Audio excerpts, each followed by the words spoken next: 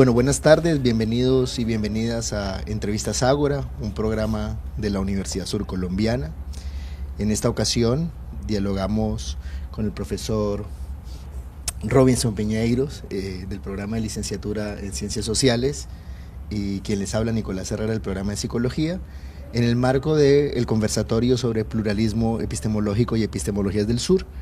Tenemos la suerte y la alegría de contar con el mayor César Sánchez León de la comunidad muisca y queremos aprovechar estos espacios para dialogar en sentido de el diálogo de saberes, la ecología de saberes y la perspectiva de los aportes que puede hacer el pensamiento ancestral al pensamiento occidental y del pensamiento occidental al pensamiento ancestral. Así que César, bienvenido a la Universidad Surcolombiana y bienvenido a Entrevistas Ágora. Showa, Fianchinga, César Sánchez Wu. Hola a todos, a todas, muchas gracias. Mi nombre es César Sánchez.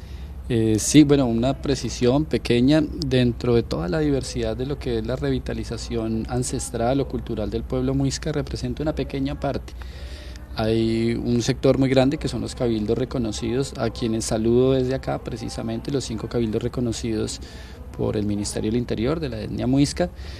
Pero además pues hago parte de un sector que está desde los tejidos familiares, desde los barrios, desde el campesino mismo, recuperando, tejiendo poco a poco lo que queda también de esta cultura que hoy por hoy desde hace 40 años está en proceso de revitalización y que pues bueno, desde también la colectividad que se preocupa por generar propuestas pedagógicas, estamos trabajando, que se llama Pedagogías Ancestrales. Comencemos tal vez por un tema bastante general que de pronto nuestras televidentes no tienen mucho conocimiento. Cuando hablamos de lo muisca, ¿a qué hacemos referencia? Bien, teóricamente hablando, desde las investigaciones de Jorge Augusto Gamboa hasta el último texto de Karl Langebaek, nos hablan que lo muisca, y yo en parte pues estoy de acuerdo con ello, es la referencia que realizaron los españoles en tanto que le preguntaban a los antiguos quiénes son ustedes, y ellos decían nosotros somos muisca, y así se pronuncia muisca, con una sexta vocal que no está en el español, que es la la vocal ellos entendieron moscas, y además parecía muy chistoso pues decirles, son como moscas, y así quedó un poco como el nombre de esta etnia. ¿Cómo se hacían llamar entre ellos? Eso no lo sabemos, pero para la historia quedó como muiscas o muiscas. Después se habló de lo chibcha y de la macrolengua chibcha, que recoge desde Guatemala un poco hasta acá, San Agustín más o menos, como las familias lingüísticas de la etnia o de la macrolengua chibcha. Y dentro de ellas también lo guane, que es bien importante decirlo, porque decimos mucho lo muisca, pero olvidamos lo guane, y lo guane es bien importante en términos que hace parte también de esa cultura, y que se ha ido olvidando, pero que también recogía la forma de pensamiento de los muiscas, es decir, la tradición alrededor del agua, de las lagunas, de los pagamentos en las lagunas, en los cerros sagrados, dentro de ese territorio santanderiano también. Entonces eso vendría como a ser lo muisca. ¿Y qué es lo muisca? Lo muisca es lo campesino cundiboyacense, lo muisca es la ruana, lo muisca tiene que ver con la gastronomía cundiboyacense, lo muisca es el cocido boyacense, lo muisca es la mochila, el alpargate, es la prosa y los juglares campesinos, es la carranga un poco, porque la síntesis de la carranga nos lleva y nos remonta, por ejemplo, a lo que es la guabina, y la guabina, esas cantas que se hacían anteriormente y que quedaron registradas por algunos documentos históricos, esos cantos un poco lastimeros, decían los españoles, que eran como narraciones a sus dioses, o al agua, o al creador, bueno, a Bochica, entre otros. Todo eso es lo muisca, y que hoy por hoy, hace 40 años, pues está en un proceso de reconstrucción cultural, y que todavía no ha acabado, que allí vamos, especialmente en el tema de la lengua ancestral, donde nosotras estamos construyendo a partir de la investigación cursos, metodologías, modelos de educación propia para revitalizar esta lengua ancestral, que fue un poco lo que hice saludándolos desde la lengua nativa. muy importante porque nosotros consideramos que los territorios se escuchan cuando se les habla en su lengua sagrada, en su lengua propia, en su lengua vernácula. Bueno, esta mañana la conversación que tuvimos con los estudiantes, en la cual nos mostrabas ese proceso de, como lo llamas, de reconstrucción, de activación de la memoria, hay una referencia clara a las pedagogías ancestrales. ¿Cuál es ese referente o cómo han construido ustedes esa idea de pedagogías ancestrales? ¿Cómo se entiende? Bien, bueno, esto sería como otra dimensión. Todo esto comenzó porque mi familia es de una herencia muy campesina. Mi familia, mi mamá es de Simacota, Santander, de una vereda muy adentro de Simacota, Lomo de Oro y Santana del Olvido. Les decía esta mañana precisamente, pues imaginen cómo es de lejos para que se llame así. Y pues esto permitió también, estando tan alejado de lo que le llaman civilización y progreso, mantener unas tradiciones.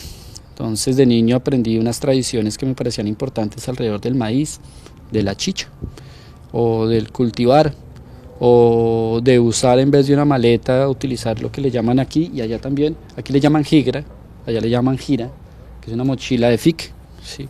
Cuadrada, no como esta redonda. Posteriormente, ya con los estudios y todo ello, no solamente era una pieza artesanalmente interesante, bonita, sino además un objeto de la memoria, ¿sí? Entonces estos objetos de la memoria en términos pedagógicos guardan una narrativa, ¿sí? Entonces el encuentro con esas narrativas, con un plato alimenticio, un alimento, perdón, con una ceremonia, como, porque yo considero que aparte de la chicha, pues como alimento, es una ceremonia que remonta a una ceremonia antigua que se llama el biojote o el biojote, ¿sí? Que es una ceremonia de beberla de manera ceremonial para poder como fecundar la naturaleza, ¿sí? Entonces todas estas pautas, todos estos objetos de memoria van permitiendo reencontrar un pueblo. Esos diálogos son las pedagogías ancestrales, así les fui llamando. Unas pedagogías ancestrales que ni es una educación propuesta por el Estado, ni es la educación propia dirigida ya por las autoridades tradicionales de los pueblos indígenas, sino una fractura que hay dentro de esas dos mismas, o un vacío más bien, que permite consolidar un modelo de educación propia para la revitalización cultural de una etnia. Entonces a esto le llamamos pedagogías ancestrales, está en el marco pues también del desarrollo de una maestría que estoy realizando en la Universidad Distrital, pero finalmente pues es un homenaje también a esa etnicidad que tienen los campesinos y los sujetos populares en los barrios, ¿sí? O sea, todos tenemos una etnicidad y unas narrativas étnicas, y particularmente hablando de esas personas que llegaron del campo a la ciudad, yo le llamo una diáspora campesina. En esa diáspora fueron dejando también patrones culturales que se encontraban en las chicherías, en los entornos y las periferias de los barrios, y allí contaban sus historias, sus coplas, sus leyendas, cantaban sus canciones propias, y esa cultura tiene que ver con la cultura muisca. De hecho, en esos mismos lugares fue donde se pudieron consolidar y encontrar las autoridades para la defensa de esos territorios, y que se dieran, como sucedió en Suba, cuando el desarrollo y la expansión urbana en la localidad de Suba, en Bogotá, llevó a los mismos antiguos y los que habían sido miembros del antiguo resguardo en el siglo XVIII a reencontrarse, y sus abuelos obviamente, porque no eran tan ancianos, a reencontrarse para consolidar nuevamente su cabildo.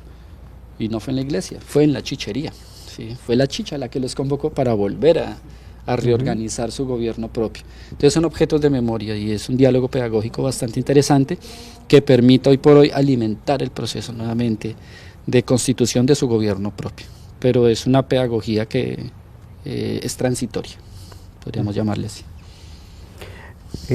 Ahí hay una idea que está presente entre la diáspora campesina, digamos que en el pensamiento occidental se entiende evolutivamente el sentido de el indígena se transforma en campesino y después viene a hacerse urbanita, digámoslo así, migra a la ciudad y desaparece toda esta memoria. Entonces, ¿cómo aparece esas capilaridades de la memoria de ese proceso? No lo llamamos evolutivo, sino podríamos llamar de diferentes momentos históricos para retornar a un punto anterior.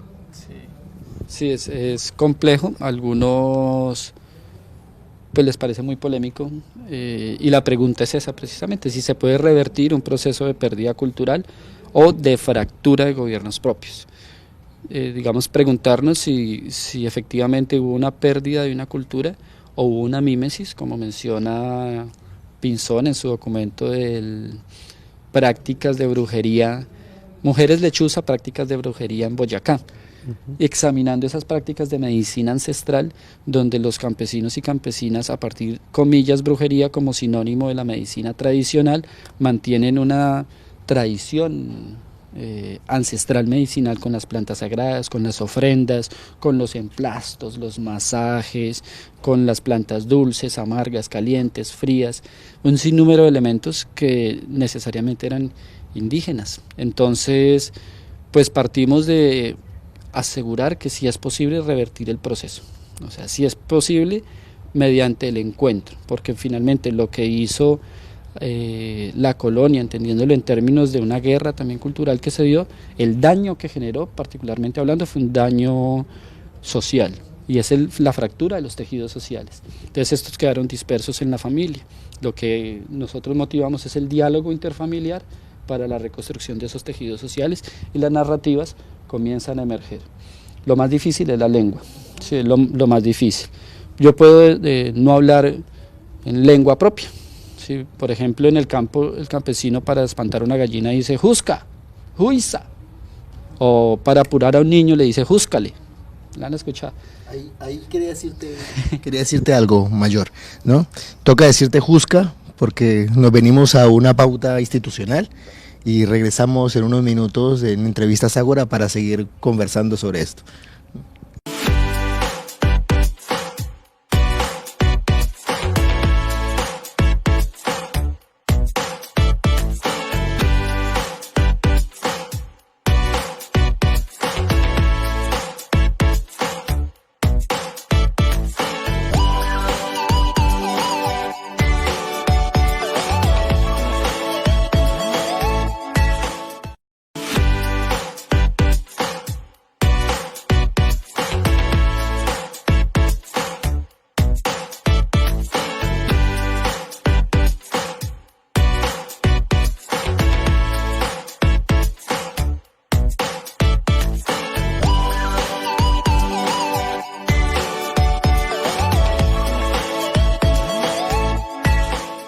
Bien, después de esta pauta institucional regresamos a Entrevistas Ágora, un programa de la Universidad Surcolombiana, y justo antes de la pausa estábamos hablando de la pauta del Jusca, ¿no? Y de estos muisquismos, ¿sí? Que hace parte de la revitalización de la cultura muisca.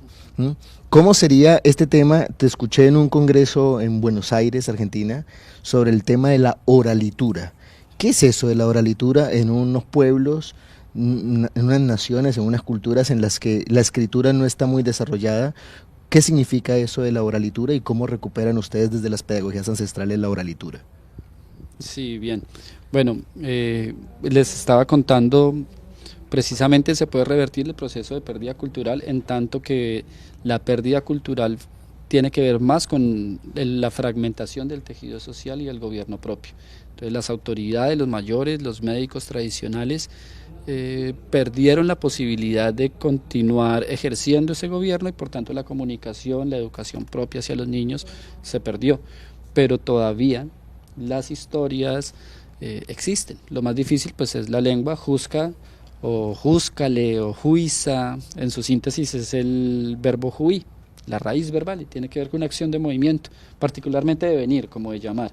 El muisquismo se transformó y es irse más bien, o desplazarse, pero es lo mismo, ¿sí? Finalmente, y lo bonito de ello es que el campesino o la persona que lo usa, en su memoria no está la lengua española, sino que está la lengua muisca y lo utiliza. Entonces, mediante esto, mediante el rescate de esta lengua de una forma pedagógicamente hablando ordenada, se pone en uso nuevamente la lengua, y eso permite pues procesos de revitalización bien importantes, que finalmente es la revitalización pero de la identidad de un pueblo. ¿Me recuerdas lo de Buenos Aires? La oralitura. Sí, bien. Y bueno, esto permite también construir o encontrar narraciones diferentes alrededor del territorio. Y estas nos conectan con una forma de convivencia en el territorio o nos llevan a que en algunos pueblos le llaman el buen vivir y que yo de alguna forma sistemática le he propuesto y les propongo en nuestras comunidades, donde también hago parte obviamente, el yesho o el buen camino, porque comúnmente en nuestra lengua nos decimos para despedirnos yesho, yesho, como que estés bien, yesho, buen camino, pero ese buen camino también puede ser el buen vivir, una apuesta social de convivencia entre seres humanos con la naturaleza. ¿A qué voy con ello? Que esas tradiciones orales que tienen los campesinos y campesinas, que tienen el sujeto popular en Bogotá, habla de una forma pacífica de convivencia con la naturaleza, de historias de cuidado de la laguna o del río, porque si tú gritas se desborda, si lo contaminas, si dejas basura. Tiene que ver con narrativas de origen muisca, oralituras que tienen en el fondo también unas pautas culturales, étnicas, éticas para la convivencia entre seres humanos, ¿sí? Y que de alguna manera consolidan un enfoque hacia el buen vivir, que nos permiten no solamente encontrar en el anciano unas historias bonitas en términos folclóricos como interesantes, sino además de ello una forma, un consejo en que las comunidades pueden también ser reorientadas y pueden sugerir un estilo de vida diferente también frente a todo lo que ha venido sucediendo en los territorios de Bogotá. ¿Por qué lo digo? Porque a partir de la oralitura estamos cuidando ahora y estamos promoviendo, llegando a colegios allá en Bogotá, bueno, en diferentes regiones también, en el sur de Boyacá estamos incidiendo en algunas instituciones educativas para poder llevar esas historias a los colegios y que sean transformados un poco esa educación tan separada como de las historias propias. Cuando uno le habla del río Tunjuelo a un niño, la historia del río Bogotá, pues es más cercano, ¿sí? Que ahí en el mismo río que ahora está contaminado y es uno de los más contaminados del mundo, había guapucha, que es un pez endémico de la sabana, y que la guapucha se podía consumir, incluso que a los funzanos mismos les dicen guapucheros, y es un nombre peyorativo por los bigotes que tiene la guapucha, pero también pictórico porque invita a recordar que era un río limpio, que era un río vivo. Entonces esa tradición, esa oralitura, como hablábamos hace un momento, de llevar el avío, y el avío era la bolsita para el alimento y eran pescados secos con maíz, nos lleva a otras historias. Esa oralitura nos invita también a no quedarnos con lo que hay solamente en la sociedad occidental, sino también que el mensaje de los abuelos es importante, vale, es significativo para una forma o una nueva buena forma de vivir. Sí, a ver, cuando uno piensa desde la universidad, ya que vos también estás en un entorno universitario, ¿no? ¿Cómo se construiría o cómo se puede tejer ese diálogo, esa ecología de saberes?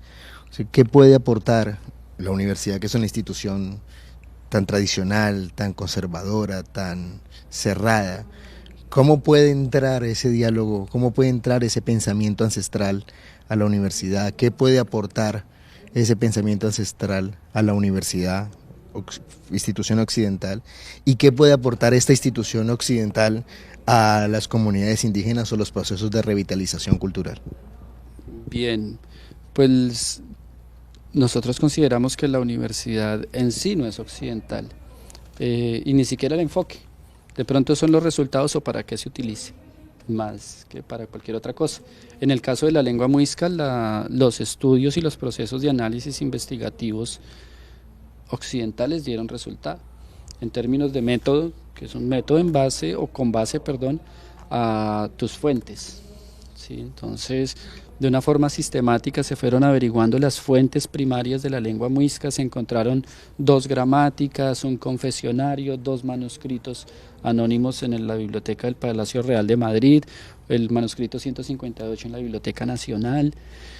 Aparecieron documentos. María Estela González de Pérez, a quien hago un homenaje aquí, que murió o se descansó, como dicen en la comunidad, hace 3 meses ya, realizó una investigación muy profunda desde el 84 para encontrar cómo era el sistema fonético de la lengua muisca, y gracias a ello comparado con la prosodia, con la fonética campesina cundiboyacense, encontrábamos y constatábamos que efectivamente esas investigaciones fueron buenas y hoy son la fuente principal para los cursos de lengua muisca que realizamos. Entonces es más para qué lo utilizas. Entonces la academia, la investigación en su método puede ser importante también para recuperar mensajes, para sistematizar procesos y puede ser un apoyo. O sirve para el exterminio y afectar la naturaleza, contaminarla, acabarla, para seguir profanando sitios sagrados, para ponerle antenas, para desarrollar fracking, minería y todo esto que las comunidades indígenas decimos paremos, o puede ser como dicen los mayores de la Sierra Nevada, creía que era de la Sierra Nevada, bueno, los mayores de la Sierra Nevada de Santa Marta que dicen la medicina occidental también puede ser una fuente, una base, un apoyo para la medicina tradicional. No vamos a negar la posibilidad de una radiografía. Puede ser útil en un momento crítico y puede también ser o ir de la mano de la medicina tradicional a partir del rezo, del pagamento, primero, antes que cualquier ejercicio médico, hablando en el plano de la medicina netamente, y se enseña en aulas universitarias, antes del pagamento, del rezo, del masaje y de la utilización y la ingesta de una planta sagrada. Pero la radiografía también la necesitamos, entonces es el para qué. Entonces tiene mucho por hacer todavía la academia y la investigación científica, particularmente las ciencias sociales, la psicología, las diferentes humanidades, tienen un punto muy importante en orientar su enfoque, pues obviamente desde una mirada decolonizadora, intercultural, de pedagogía decolonial, bueno, para construir y seguir alimentando pues estos procesos de despertar de Abya Yala o de la América en plena madurez, como dicen.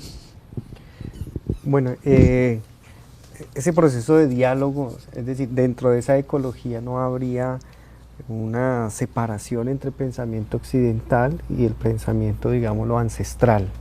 Creo que hay un diálogo, como lo expresa, ¿cierto? Y allí precisamente viene la necesidad de una pedagogía.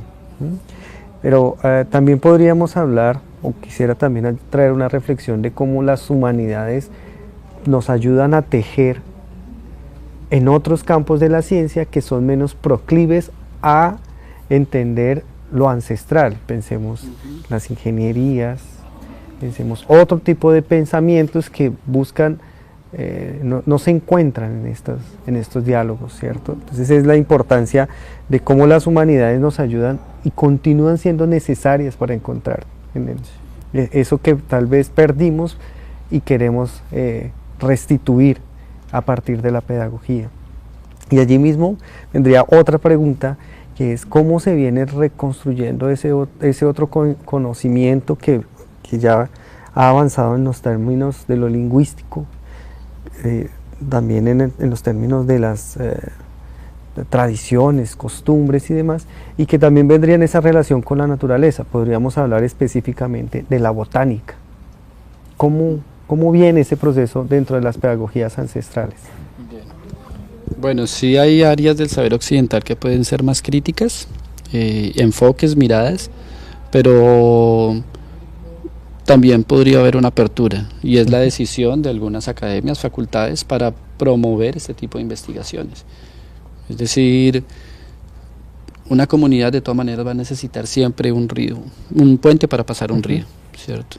De allí decide si lo hace en asfalto, concreto, hormigón, de muele, de basta, o si utiliza métodos tradicionales, o si puede utilizar la ingeniería para planificar, por ejemplo, por medio de pivotes, qué sé yo, para poder hacerlo en guadua y sostenible, biosostenible, ¿sí? Sin afectar a la naturaleza. Entonces son esas aperturas que tiene que seguir haciendo la academia, ¿sí? Y obviamente también los pueblos indígenas, pero pues esa confianza tendrá que ir siendo ganada poco a poco por las universidades. Y dos, dentro de las pedagogías ancestrales nosotros le llamamos medicina tradicional. Entonces dentro de la medicina tradicional está todo lo que tiene que ver con la etnobotánica, ¿sí? Es decir, con todas las diferentes plantas. Eso está organizado a través como de una rueda de la medicina, y se le llama así porque están ordenadas según punto cardinal, y según su especificidad, si son dulces, si son amargas, si son frías, si son calientes, si sirve para masajes, si no, si se puede tomar en una época del año o de la luna en específico. Digamos que se trata de organizar, pero va en cabeza de los mayores y mayoras, y nosotros como Pedagogías Ancestrales solamente un facilitador más del proceso.